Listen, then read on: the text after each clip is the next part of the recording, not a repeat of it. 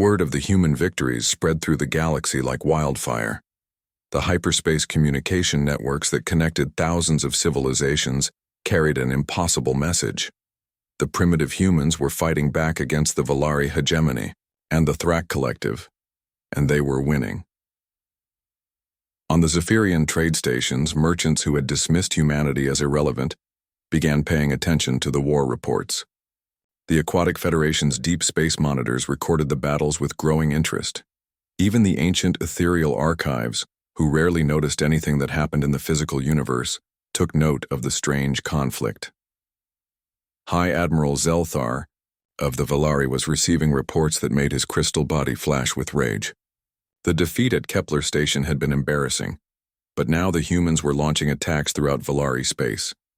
Their tactics made no sense, but they were devastatingly effective. "How are they moving their fleet so quickly?" he demanded from his surviving captains. "Our sensors show no major human warships in these sectors." Captain Velmoth, one of his most experienced commanders, was forced to give the impossible answer. "They are not using warships, High Admiral. They are converting civilian vessels into attack craft. Mining ships, cargo haulers, even passenger liners are being equipped with weapons." Zelthar's crystalline features cracked with disbelief. "Civilian ships? Against our battle fleet? This is madness." But the madness was working. Admiral Bai Kyung-soo had assembled the largest human fleet in history by calling up every ship that could carry a weapon. Cargo vessels mounted kinetic cannons. Passenger liners were fitted with EMP generators. Even small personal ships carried guided missiles. The humans were fighting with everything they had, and their desperation was becoming their strength. Captain Lee Soo-jin commanded the stealth frigate Incheon Ghost, one of humanity's most advanced ships. Her mission was to penetrate deep into Thrak space and strike at their command structure. It should have been suicide, but Lee Soo-jin had advantages that the aliens didn't expect. The Thrak bioships used living sensors that could detect almost any artificial technology, but Dr. Hong Min-gyu had solved that problem with what he called the Soul Virus, a digital plague that turned the aliens' own adaptive systems against them. "Remember," Dr. Hong told Captain Lee before her mission, "the virus spreads through their bio-neural networks. Once it infects one ship, it will eventually reach their entire fleet. The more advanced their systems, the faster they fall." The Incheon Ghost approached the Thrak command cluster by hiding inside a debris field from an ancient battle. The bioship's sensors detected nothing unusual about another piece of space junk drifting through the graveyard. Lee Soo-jin waited until her ship was right next to the largest Thrak vessel before launching her attack. But instead of firing weapons, she transmitted Dr. Hong's virus directly into the bioship's communication array. The Soul virus was based on human computer code, which was chaotic and unpredictable compared to the orderly biosystems that the Thrak used. The virus didn't try to destroy the alien systems. Instead, it made them confused and unreliable. Within hours, Thrak bioships were attacking each other because their identification systems were sending false signals. Navigation computers were leading fleets into asteroid fields and stellar phenomena. Weapon systems were firing randomly at empty space. Overmind Grakthul tried to stop the infection by isolating affected ships, but the virus had already spread too far. His biofleet was tearing itself apart, and he didn't understand how or why. Meanwhile, Field Marshal Kang Yawan was conducting a different kind of warfare on the planet Harmony, where the Valari had established a forward base. Instead of fighting the crystal beings directly, she was attacking their minds. The Valari were psychic creatures who shared thoughts and emotions through quantum crystal networks. They had never encountered psychological warfare before, and they had no defenses against it. Kang Yewan's teams used human music, art, and literature to assault the alien consciousness. They broadcast recordings of human screams, laughter, and emotional outbursts directly into the Valari communication channels. They painted chaotic, emotional artwork on buildings where the crystal beings could see it. The effect on the Valari was devastating. Their ordered, logical minds couldn't process the raw chaos of human emotion. Many of them went insane from exposure to human creativity. Others fled in terror from what they saw as a species that thought with pure madness. "They fight with their emotions," reported one traumatized Valari commander to High Admiral Zelthar. They use fear and anger and joy as weapons. We cannot defend against enemies who attack with feelings. The psychological warfare was so effective that the Valari began avoiding human settlements entirely. They were afraid that prolonged contact with humanity would drive their entire species insane. Both alien empires were making the same mistake. They were trying to fight humans like they would fight any other species, with superior technology and overwhelming force. But humans didn't fight like other species. They fought with everything they had, using any weapon they could find, and they never stopped adapting to new situations. Dr. Moon Chang-ho was working on humanity's most ambitious project yet. In a secret laboratory hidden in the asteroid belt, he was creating an artificial intelligence that could learn and adapt faster than any biological mind. The aliens think in patterns, he explained to his team.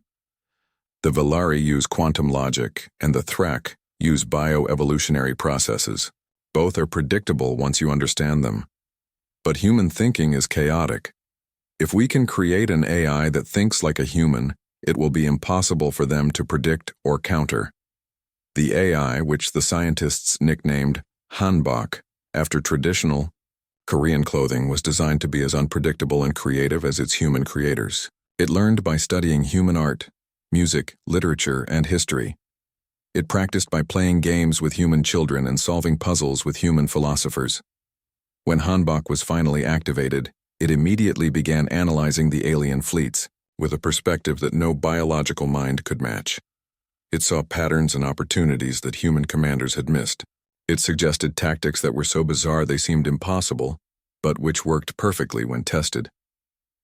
"Deploy Hanbok to the front lines," Admiral Lee Tae-ho ordered. "Let's see what our artificial child can do against these ancient empires." The results were immediate and spectacular. Hanbok began coordinating human fleets with impossible precision. It predicted alien movements before the aliens made them. It found weaknesses in enemy formations that no human strategist had noticed. But, more importantly, Hanbok understood how to make the aliens afraid. It analyzed their psychological profiles and created tactics specifically designed to terrify them. The AI turned human unpredictability into a science, making the aliens so confused and frightened that they began making mistakes. Commander Kwan Minji was leading a boarding party against a Valari command ship when she discovered something that changed the entire war. Hidden deep in the alien databases, she found records of other species that had fought against the galactic empires. "Admiral," she reported to Lee Tae-ho, "we're not the first species to resist them. There have been dozens of others over the centuries. The aliens have detailed files on how to crush any rebellion."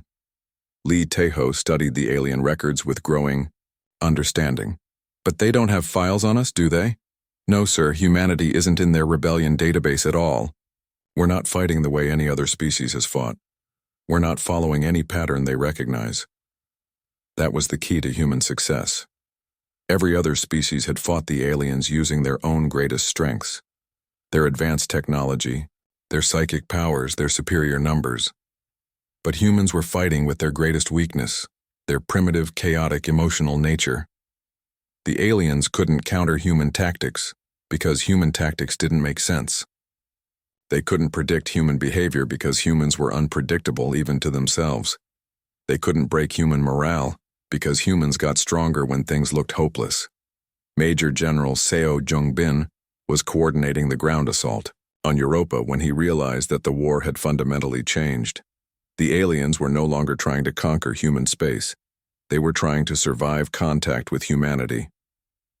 "Sir," reported his aide, "the Thrak fleet is requesting permission to negotiate." Seo Jung-bin almost laughed. 6 months ago, they were demanding our unconditional surrender. Now they want to talk?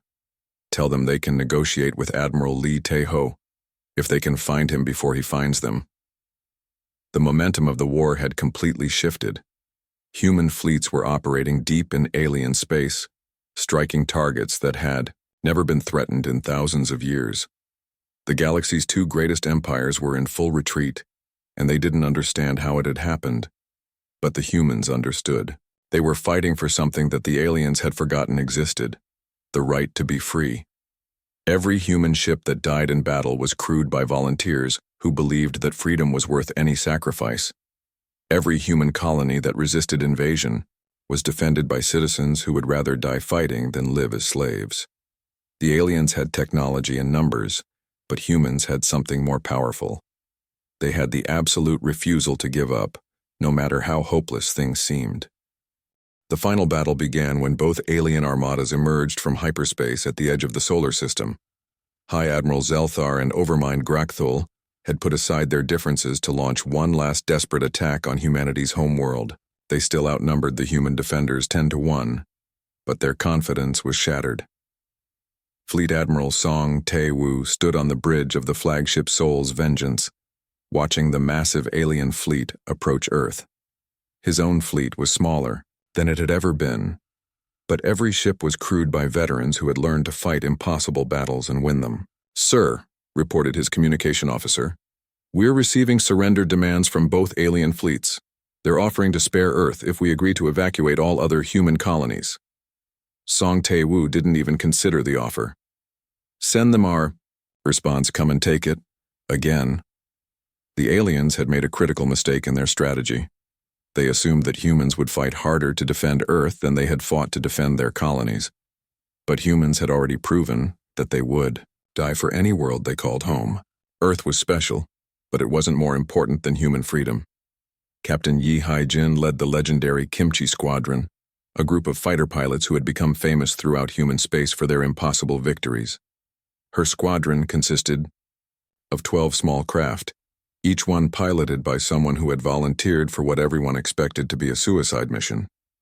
"Remember," she told her pilots over the communication channel, "we're not trying to destroy their entire fleet. We just need to make them afraid enough to make mistakes. Fear is our best weapon." The Kimchi Squadron launched from hidden bases throughout the solar system. Their fighters were small and fast, designed to look like harmless civilian craft until they opened fire. Each pilot carried enough firepower to damage capital ships, and each pilot was prepared to ram their target if necessary. Dr. Moon Chang-ho's artificial intelligence, Hanbok, was coordinating the human defense from a secret command center on Luna. The AI had studied every battle of the war and learned to think like the aliens thought. It could predict their tactics better than they could themselves. Initiating psychological warfare protocol, Hanbok announced in its eerily human voice, broadcasting terror frequencies on all alien communication channels.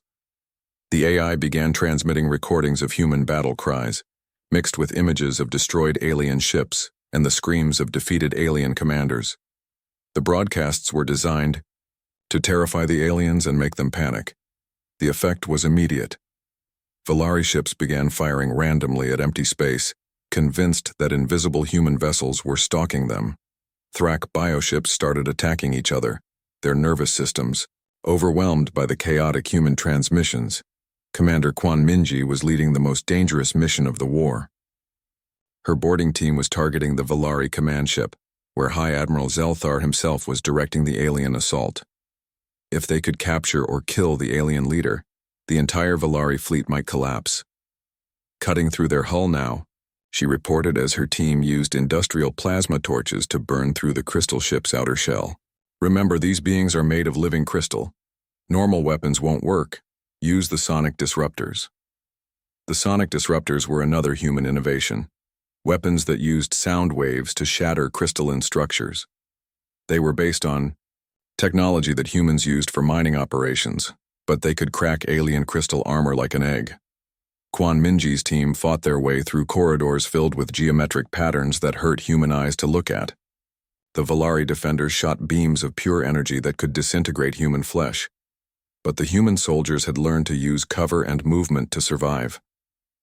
When they reached the command center, they found High Admiral Zelthar floating in a chamber of liquid crystal, his body pulsing with angry light. He was the most powerful Valari in the galaxy, a being who had lived for 10,000 years and conquered hundreds of worlds. "Primitive creatures," he said, his voice echoing in their minds. "You cannot comprehend the forces you are challenging. Surrender now and I will grant you a quick death." Quan Minji activated her sonic disruptor and aimed it at the crystal chamber. "We comprehend enough," she replied, and pulled the trigger. The sound waves shattered Zelthar's protective shell like glass. The ancient alien's crystal body cracked and fell apart, ending 10 millennia of galactic conquest in a few seconds.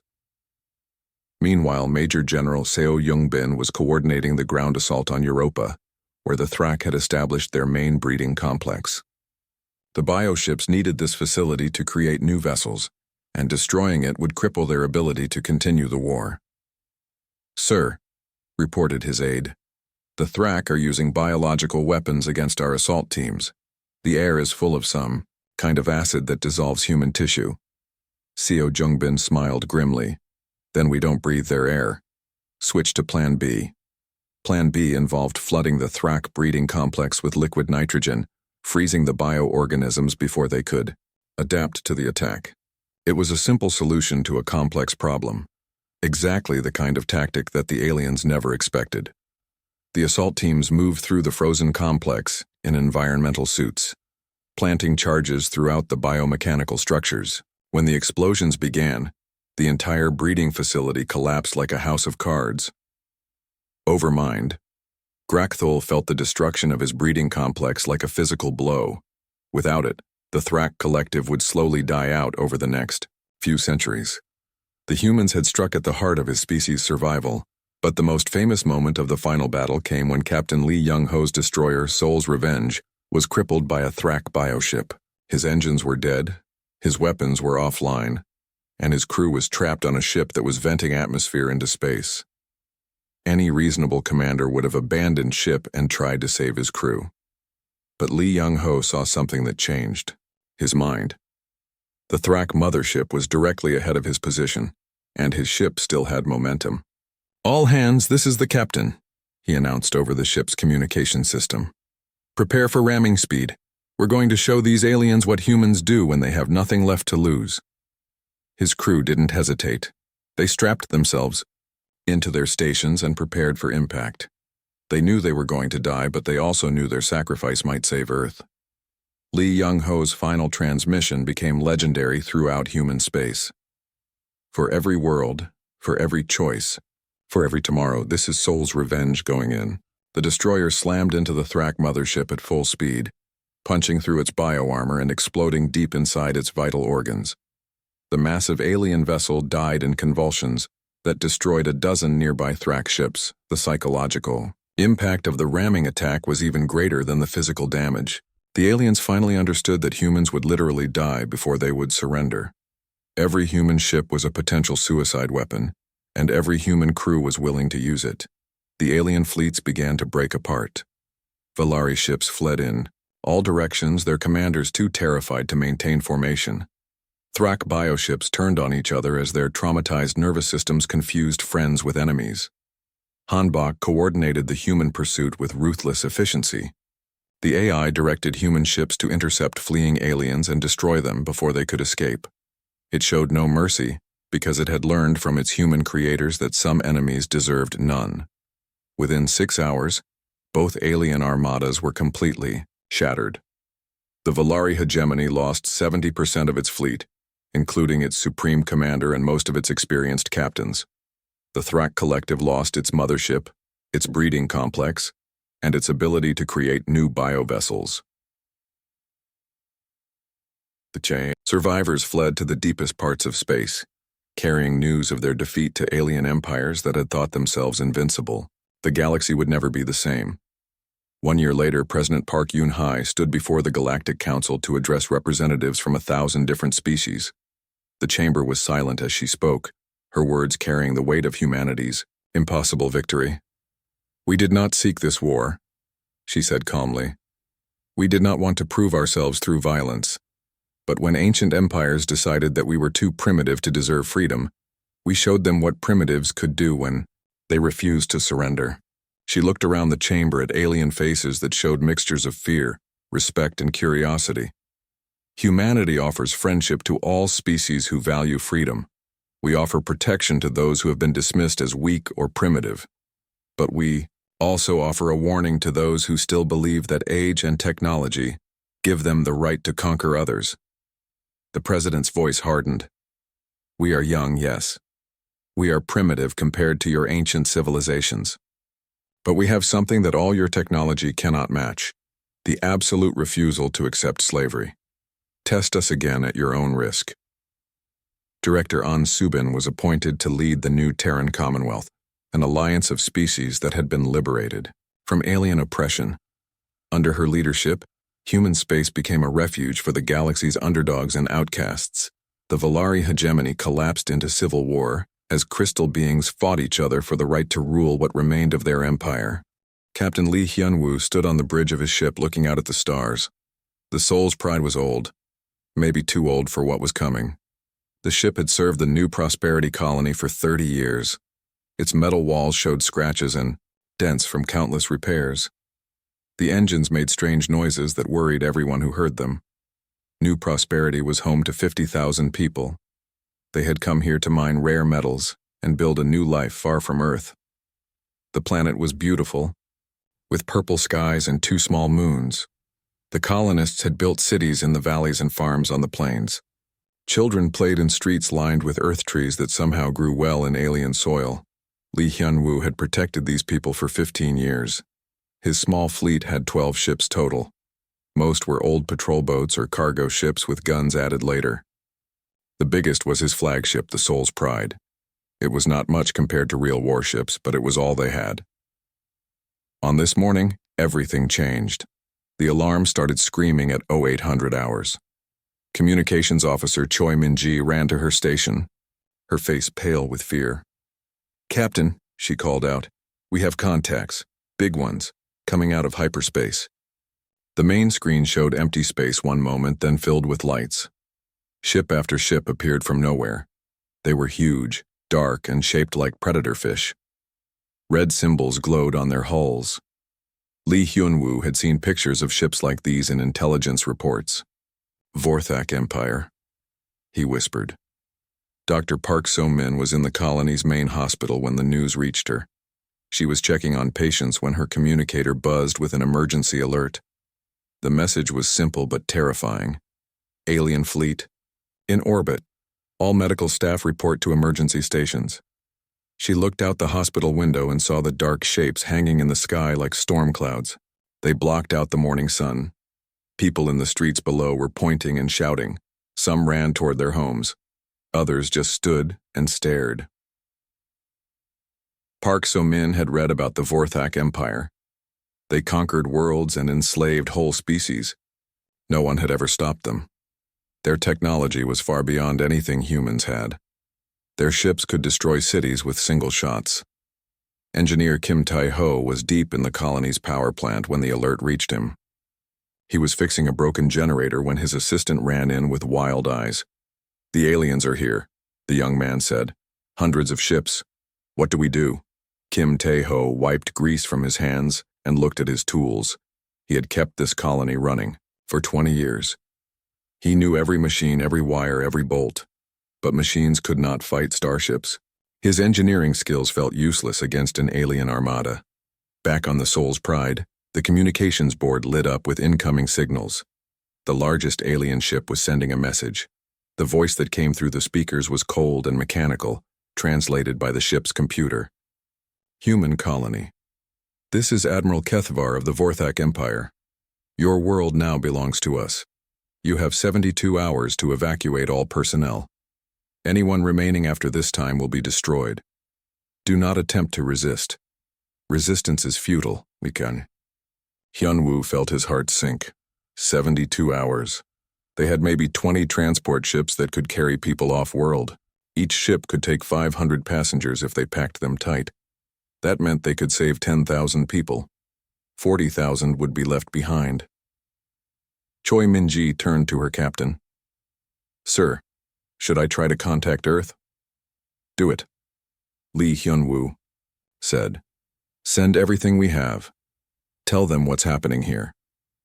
Choi Min-ji's fingers flew over her controls. She aimed the colony's most powerful transmitter toward Earth and began broadcasting. The message would take months to reach home, but it was their only hope. "This is New Prosperity Colony to Earth Federation Command. We are under attack by the Vorthak Empire. 200 alien warships in orbit. They demand evacuation in 72 hours. We cannot save everyone. Request immediate assistance. Coordinates attached. This may be our final transmission. She sent the message again and again until the Vorthak ship started jamming their signals. Colony Administrator Yoon Ji-hai called an emergency meeting in the main government building. Leaders from every district came running, the room filled with worried voices and frightened faces. We need to start evacuations immediately, Yoon Ji-hai said. Families with children go first, then elderly and sick people. We'll use every ship we have. What about the rest of us? Asked District Leader Nam Hoseok. What about the people who can't leave? No one had an answer. They all knew the truth. Most of them would die here. Security Chief Bai Jun-seo stood up. We don't give up. We prepare defenses. We make them fight for every street, every building. Maybe help will come. Some people laughed bitterly. Help from where? Earth was 15,000 light-years away. No human fleet could reach them in time. They were alone. Dr. Park So-min organized medical teams to treat people hurt in the panic. The emergency rooms filled with patients who had been trampled or injured in accidents. Fear made people do crazy things. Some tried to steal transport ships. Others fought over food and supplies. Kim Tae-ho gathered his engineers and technicians. We're going to turn this colony into a fortress, he told them. Take apart the mining equipment. The plasma cutters can become weapons. The shield generators can protect buildings. We won't make it easy for them. His people looked at him like he was crazy. Mining tools against alien warships? But they went to work anyway. It was better than waiting to die. On the second day, the Vorthak began bombing the outer settlements. They targeted empty buildings and farmland, showing their power without killing too many people yet. The explosions could be seen from orbit. Orange flames rose into the purple sky. Lee Hyun-woo watched from his ship as another settlement burned. His small fleet circled the planet like guard dogs protecting a flock of sheep. But these were wolves with teeth of fire and claws of steel. Captain, his weapons officer said, should we attack them? Lee Hyun-woo almost laughed. Attack them with what? His biggest gun could barely scratch the paint on a Vorthak destroyer. But what else could they do? Not yet, he said. We wait until they come for the main colony.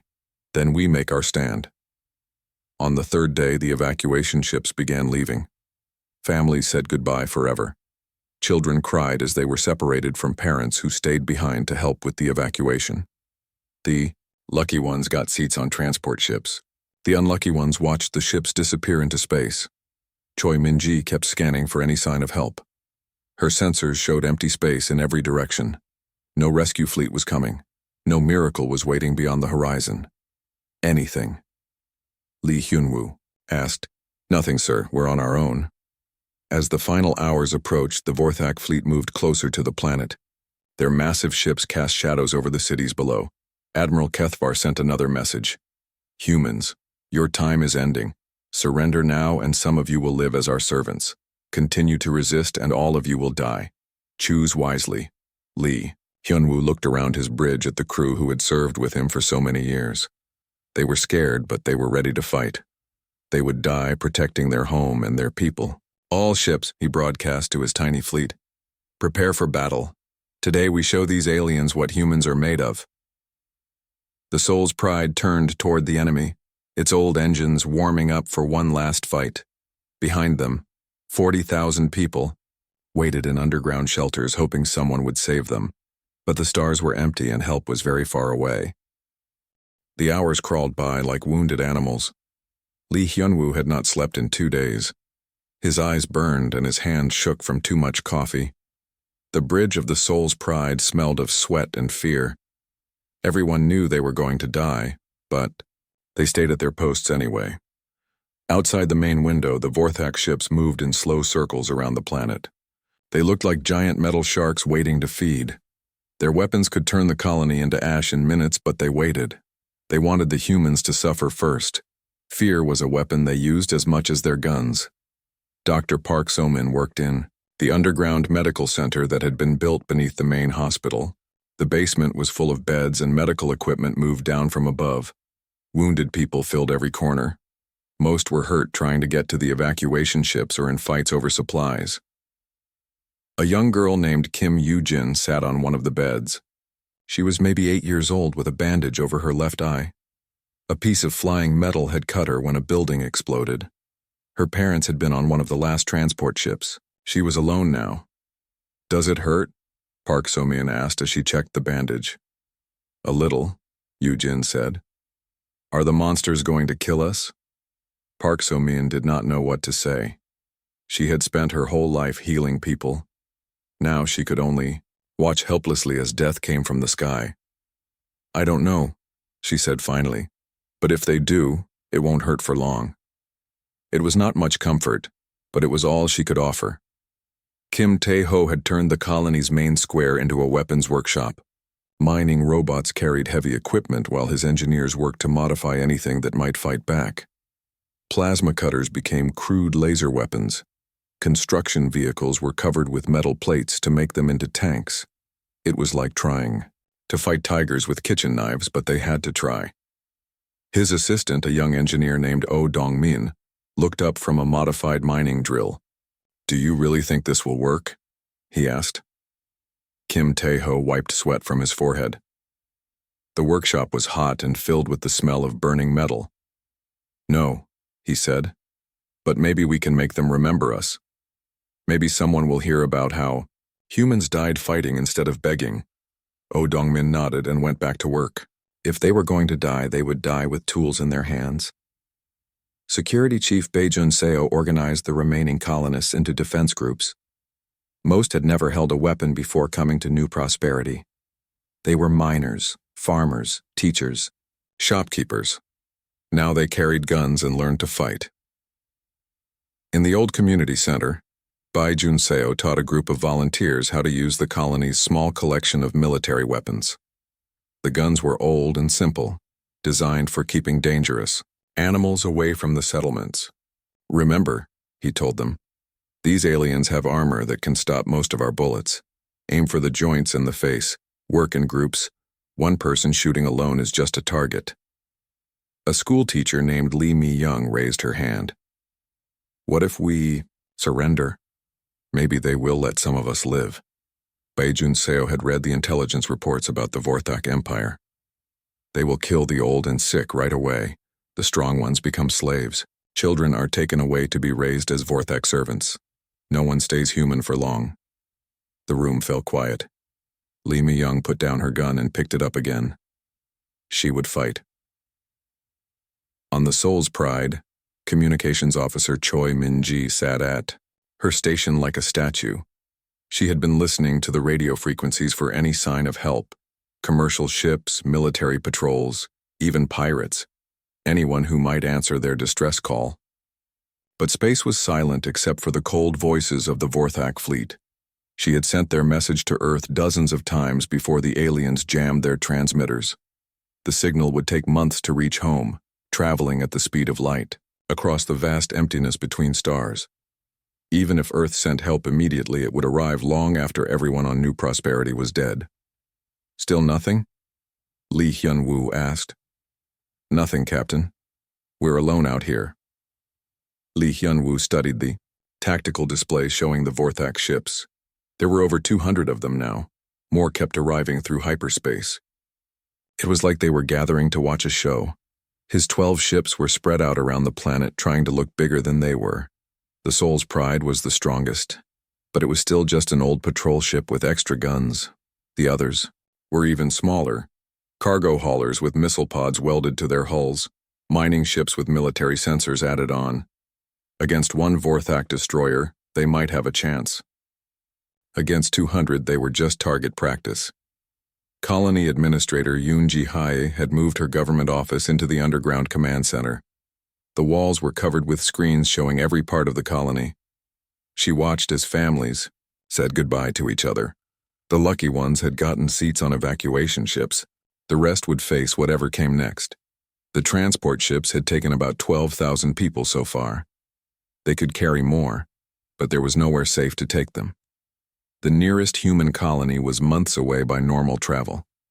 Most of the transports would run out of fuel and supplies long before reaching safety.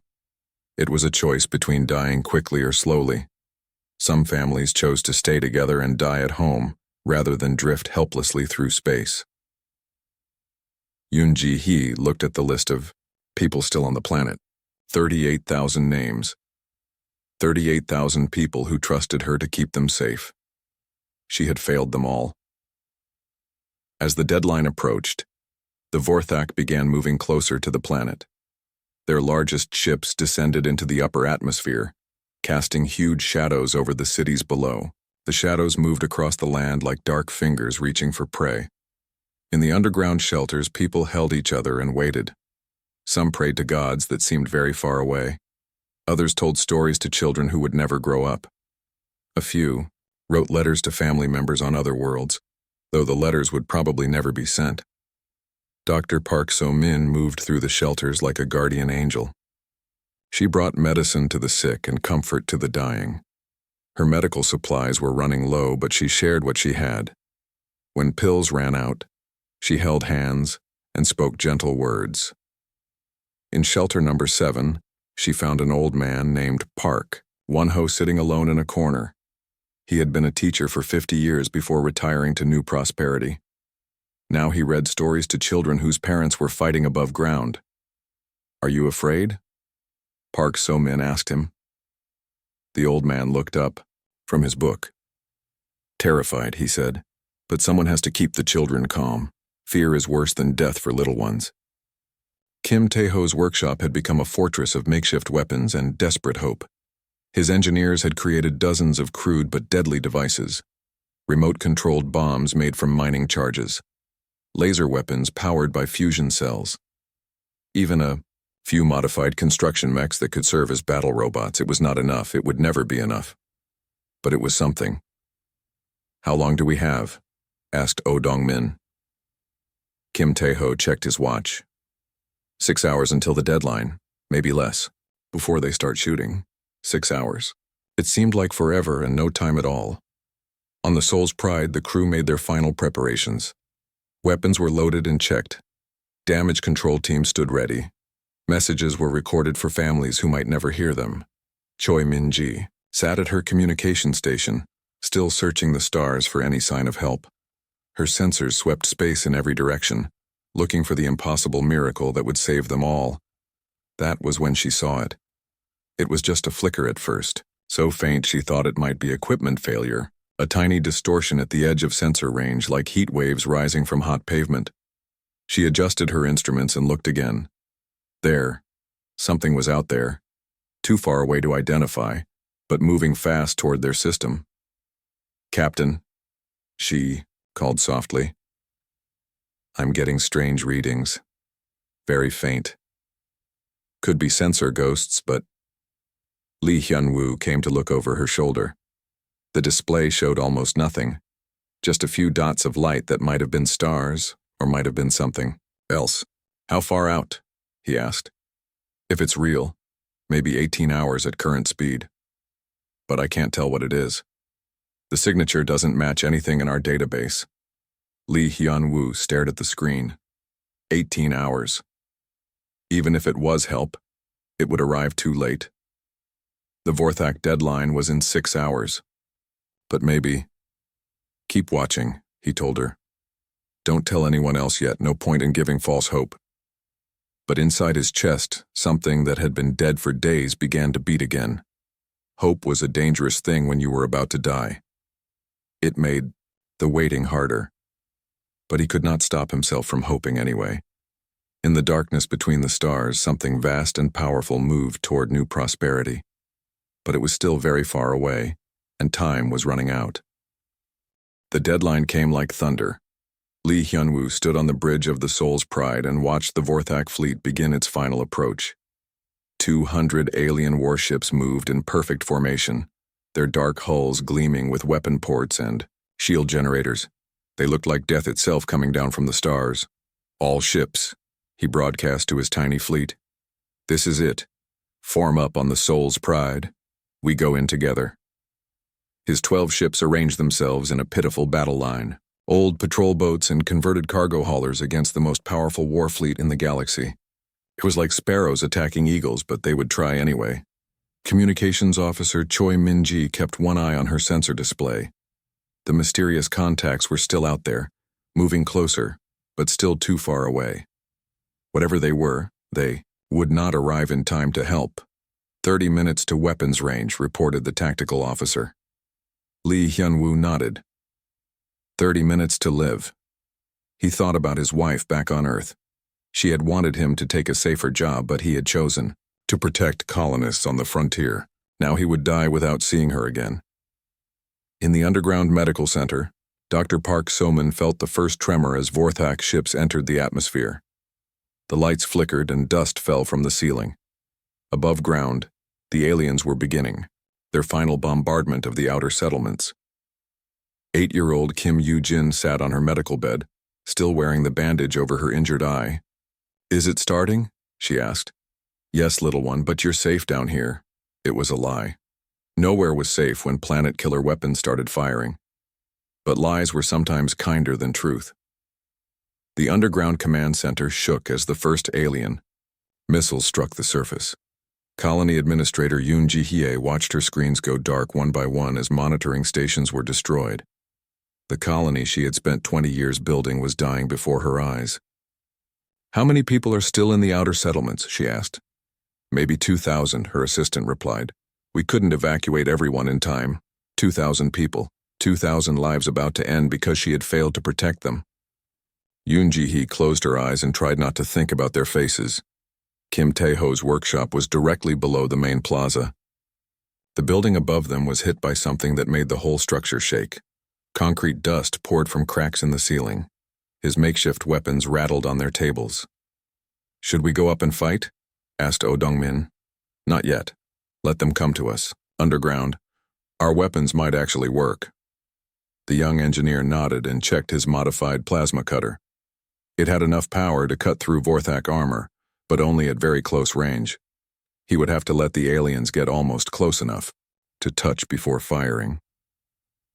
On the surface, Security Chief Bai Jun-seo led his volunteer fighters through the burning streets. The sky was full of alien ships now, their weapons turning buildings into rubble. His people took cover wherever they could and waited for targets. Teacher Lee Mi-young crouched behind an overturned mining truck with 5 other volunteers. She had never imagined she would die in a war. She had come to New Prosperity to teach children about literature and history. Now she held a rifle and waited to kill aliens. "Remember," Bai Jun-seo's voice crackled through their communicators. "Aim for the joints in their armor. Don't waste ammunition on body shots." A Vorthak landing craft descended from the burning sky like a metal vulture. It was the size of a city bus, covered in weapons and armor. The craft landed in the plaza and began disgorging alien soldiers. Lee Mi-young had seen pictures of the Vorthak, but seeing them in person was terrifying. They stood 8 feet tall with gray skin like metal and eyes that glowed red in the dark. Their weapons hummed with deadly energy. "Now," Bai Jun-seo whispered. The humans opened fire from a dozen hiding places. Bullets sparked off alien armor, but a few found their targets. One Vorthak soldier stumbled as a shot hit the joint in his knee. Another dropped his weapon when a bullet struck his wrist. But there were too many of them. For every alien that fell, 2 more took his place. The humans were brave, but bravery could not stop superior numbers and technology. In space above the planet, Lee Hyun-woo led his small fleet against impossible odds. The Soul's Pride fired its main guns at the nearest Vorthak destroyer. The shots hit the alien ship's shields and disappeared like raindrops on glass. The destroyer replied with a single blast from its primary weapon. The beam cut through space and struck the human frigate Busan Guardian. The ship exploded in a ball of fire that lit up the darkness. "Guardian is gone," reported the tactical officer. His voice was steady, but his hands shook as he spoke. 11 ships left. In 2 minutes of fighting, they had lost 1 ship and done no damage to the enemy at all. Choi Min-ji looked up from her sensor station. "Captain, those contacts are getting closer. I'm reading massive energy signatures. Bigger than anything I've ever seen. How big? Sir, the power output readings don't make sense. They're showing energy levels like small stars. Lee Hyun-woo felt his heart skip. Stars did not move. But something was coming toward them that blazed with the power of suns. On the surface, the battle was going badly for the humans.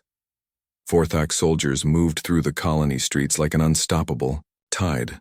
Their energy weapons cut through human defenses as if they were made of paper. The volunteers fought bravely, but they were being slaughtered. Dr. Park So-min felt another massive explosion shake the underground medical center. The lights went out for a moment, then came back on dim and flickering. Emergency power was all. They had left. "Doctor," called one of her nurses. "We're getting reports of heavy casualties above ground. Should we prepare to receive wounded?" Park So-min looked around the medical center. It was already full of injured people. "Do what we can," she said. "But I don't think anyone is coming down here anymore.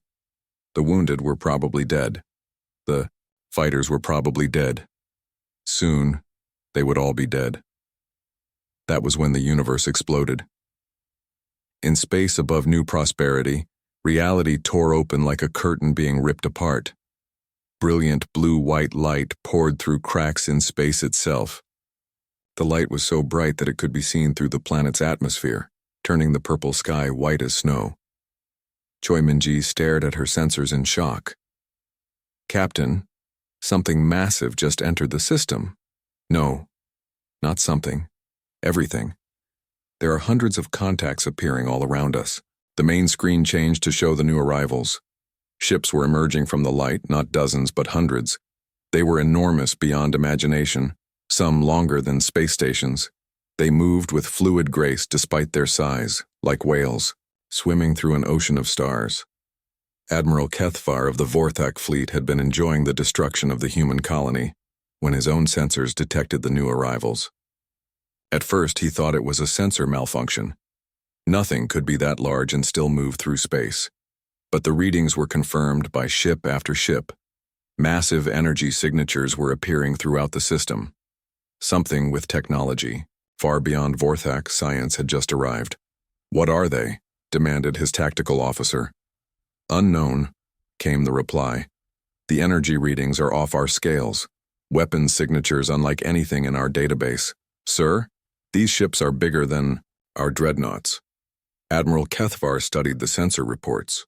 In 30 years of conquest, he had never seen anything like this. Ships that blazed with power like miniature suns. Technology that made hyperspace travel look primitive. "Open a communication channel," he ordered.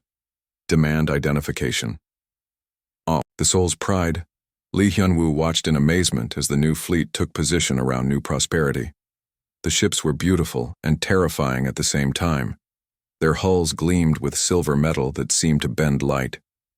Weapon ports glowed with contained energy that hurt to look at directly. The largest ship was impossible to comprehend. It was 15 kilometers long, covered in docking bays and weapon arrays. Small cities could have fit inside its hull. It moved through space like a mountain that had learned to fly. "Captain," Choi Min-ji said softly, "I'm receiving a transmission. It's directed at us specifically. Put it through." The main screen changed to show a woman in a military uniform unlike any Lee Hyun-woo had ever seen. She was Korean, with short gray hair and calm eyes that had seen many battles. Behind her, a bridge that looked like it belonged in a palace of science fiction. "Captain Lee Hyun-woo of the Soul's Pride," the woman said. Her voice was steady and professional. "This is Fleet Admiral Han Soo-jin of the Earth Federation Grand Fleet. We received your distress call. Please stand down and allow us to handle this situation." Lee Hyun-woo felt his legs go weak. Earth Federation Grand Fleet? He had never heard of such a thing. When he left Earth 20 years ago, humanity barely had a space navy at all. "Admiral," he managed to say, "how did you get here so fast?" "Our message just went out 3 days ago. Quantum communication networks, Captain. We received your call within hours and dispatched immediately. The Vorthak Empire has made a serious mistake attacking our people." Admiral Kethavar's demand for identification was answered by the massive flagship. The voice that replied was calm but carried the weight of absolute authority. Alien vessels. This is Admiral Han Soo-jin of the Earth Federation Grand Fleet. You have attacked a human colony and threatened our citizens. You will withdraw from this system immediately or face the consequences.